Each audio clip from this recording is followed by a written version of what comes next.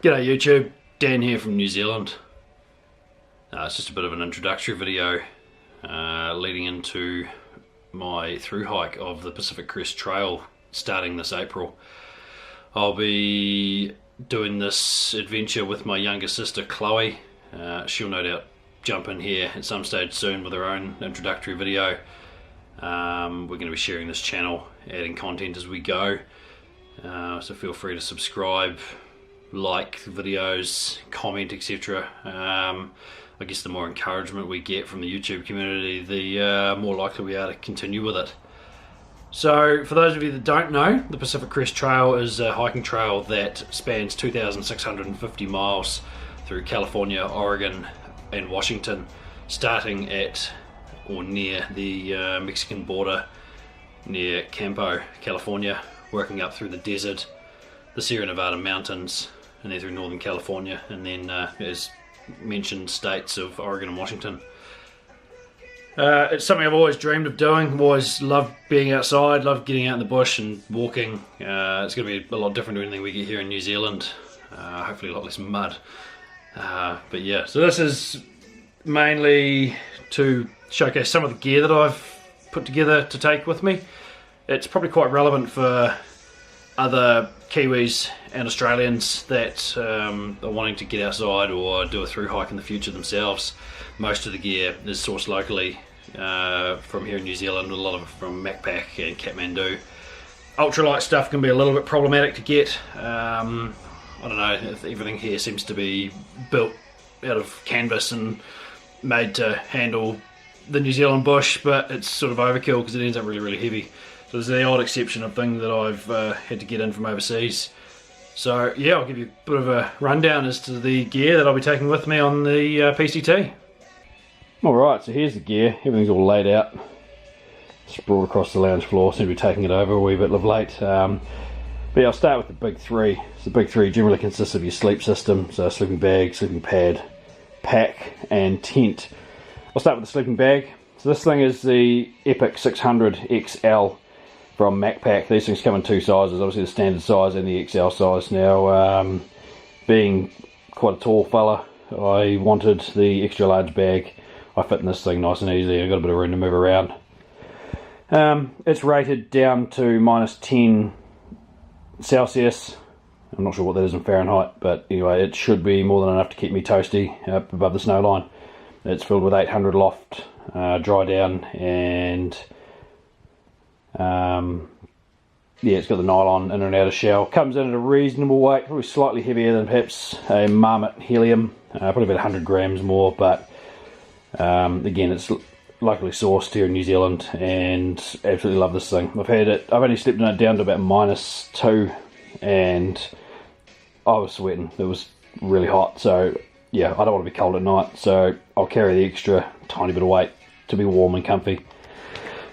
While we're here, got the wee Kiwi. I wanted to take a wee memento from New Zealand with me along on the trail. What inspired me to do that was I met an Australian bloke on the Greenstone track this year. Last year.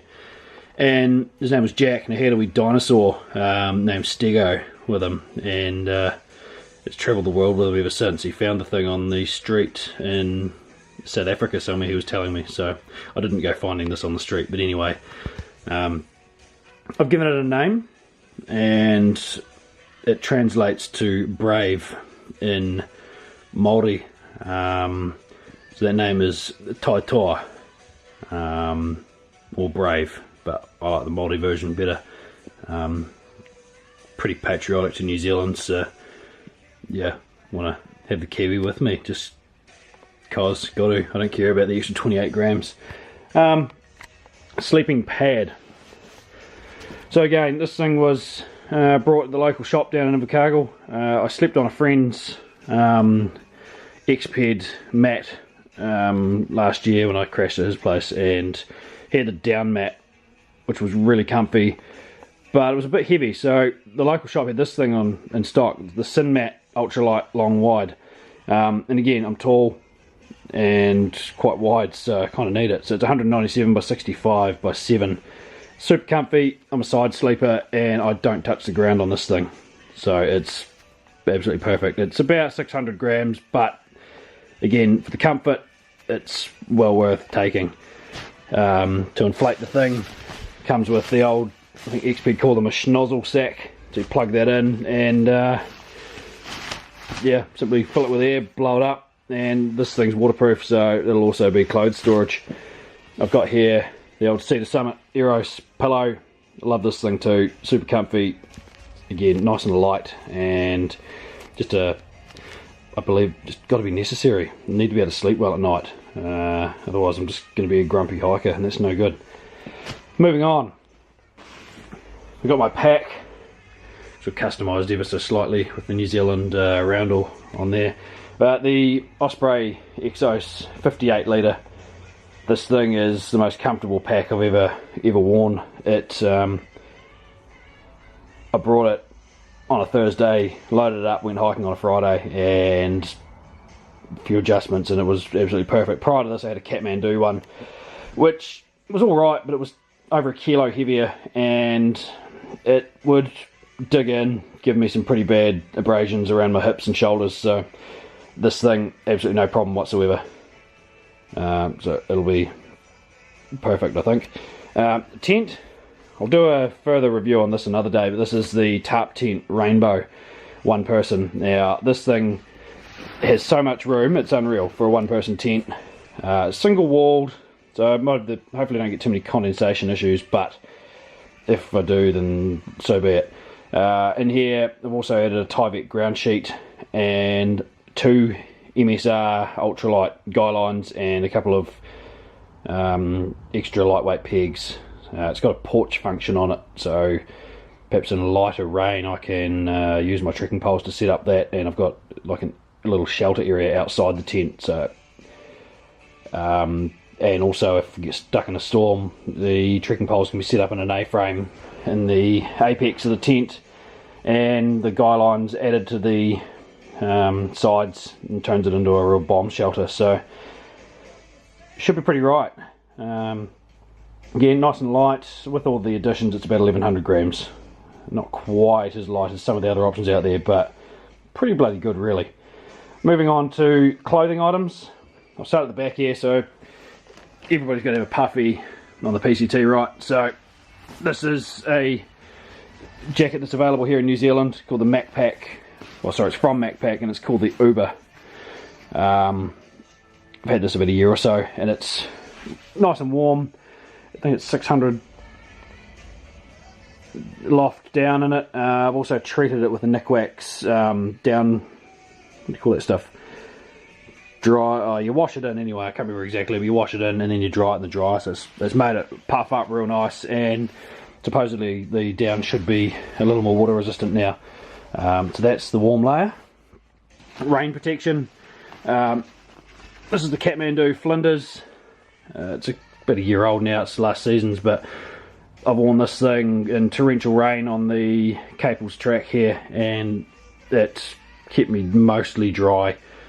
We're talking 8-10 hours of absolute torrential rain, and I think I was a wee bit damp underneath, mainly due to sweat, but this thing is awesome. It's totally waterproof. Yeah, necessary. Not the lightest, but it's light enough and it works. A mid layer, yeah, just a Macpac fleece. Still undecided. This thing weighs 300 grams, which I'm surprised about. I didn't think it'd be that heavy, but may end up sending it north to Kennedy Meadows yet, and just using the puffy in the desert. We'll see. I'll make up my mind when I get there. Got some sleeping clothes. Again, we'll see how we go with these. So just a 150 weight merino long john, bottom thermal, and for a town top / spare top and sleepwear, this is the Icebreaker, again 150 weight long sleeve t-shirt. Haven't worn that yet, but yeah, it should be nice. Warm hat, bright colours. Got to rock the bright colours. I'll whack a picture up in here of me in this thing as well, but yeah, mum knitted this, you know, wool, etc. Won't lose it. Be a bit unique. Socks. 2 pairs of the MacPack merino socks. They're nice and comfy, pretty durable. We'll see how long they last. Probably take a shorter pair of socks to sleep in as well. Got merino and possum for woolly gloves to keep the old hands warm. Thanks Chloe, she bought me these for my birthday last year. They're quite nice, very soft. Moving on to more clothing. So this will be clothing that I am going to be wearing each day. No, merino undies, don't need to go too in depth into those. No one wants to see the undies I'm going to be wearing. The shirt I'll be hiking in, this is the no it's not, Icebreaker Cool Light merino shirt. Now initially I was a wee bit worried about the durability of this thing, but this thing's only 40% merino wool, the rest is another fibre called tencel that is apparently made from eucalyptus pulp. It's also got some lycra and polyester in it, so I'm going to give it a shot, and hopefully my pack rubbing on the thing doesn't destroy it real fast. But I've worn this thing on a few hikes on hot days, and yeah, the Cool Light technology and the Icebreaker stuff rocks, and I was not overly hot at all. Like, it wicks the sweat away. It's absolutely brilliant. Yeah, merino buff again, thanks Chloe. That was another birthday present, I believe. Never worn a buff before, but I'll figure it out, I suppose. Decided to hike in long pants, mainly due to the fact I burn quite easily. Well, that said, the sun here in the bottom of New Zealand is absolutely bonkers. So, but these are the MacPack Trekker pants. Hopefully they're not too dark and I don't get too hot in them, but again, I've worn them in hot weather. They have incredible moisture wicking properties. They're a soft shell pant, they dry really fast, and they're also slightly water resistant. So yeah, I'll be wearing those. I haven't yet brought shorts, but I was going to just get a really lightweight pair of running shorts to pop in the pack as well on the days that they get washed. Shoes, I'm probably going to start in these, or at least wear them to America. Not quite decided yet, but these are the Merrell Moab FST. I bought these last year, walked for weeks in Europe in them. I've done some multi-day hikes here in New Zealand. I've had them full of water, full of mud, wet for days, and absolutely thrashed the crap out of them, and they do, they just keep on going. I've never had a blister wearing them, I've never had sore feet. So even if I started in these and get a couple of 100 miles out of them, I'll be pretty happy. I do have some New Balance trail runners on the way as well to try, so it'll be a hard choice between the two. That's all the clothing. I've got a couple more items. Typical sunnies, probably change them out for some polarised ones, and this is going to be the dorkiest hat in the world, but I love it. MacPack sun hat with the huge ass neck flap, massive wide brim. Not going to need an umbrella with this bad boy. So now I'll move on to electronic items. Black Diamond headlamps, bought this the other day. It's 300 lumen, fully adjustable, dimmer, lockable, red light, you name it, does all that stuff. So that'll do. 15,000 milliamp power bank. This thing charges my iPhone 7 Plus about 5 to 6 times, so that should be sweet as. But it's also going to have to charge my camera should the batteries get flat, and Garmin InReach Mini that I'm yet to buy. Other bits and pieces in the bag here, general cords. So I've got two. I've got your standard iPhone lightning cable, the pink one. There's a story behind that too. I ordered a green one and a pink one. The pink one for Chloe, the green one for me. However, I got sent two pink, so I'm rocking a pink cable on the trail. Whatever. It's got the adaptable end, so lightning. Pull that off, micro USB. And there's also another wee short micro USB one in here, so I should be able to charge at least 3 devices at once. It's got a US 3 output charger with the Qualcomm 3 amp, but I don't actually have any devices for that yet, so it's a bit hopeless. And some Sony headphones. Cook system. So originally I had just a cheap Chinese stove, but recently got this thing, which is the Soto Amicus. It's the same weight as an MSR Pocket Rocket 2, but it's got the stealth ignition, which is an absolutely awesome feature. Lights first time every time. Yeah, absolutely love this thing. It's great. As you can see, I've used it a couple of times. Mini bic, cloth, half a sponge, keep stuff clean. Pocket knife. This was a beauty of a find. The Leatherman skeletal. It's a single blade, but most importantly, it's got a bottle opener, so I've got to open beer. Be devastated if I couldn't do that. Weighs 38 grams. So yeah, mainly it'll be used for chopping cheese and salami.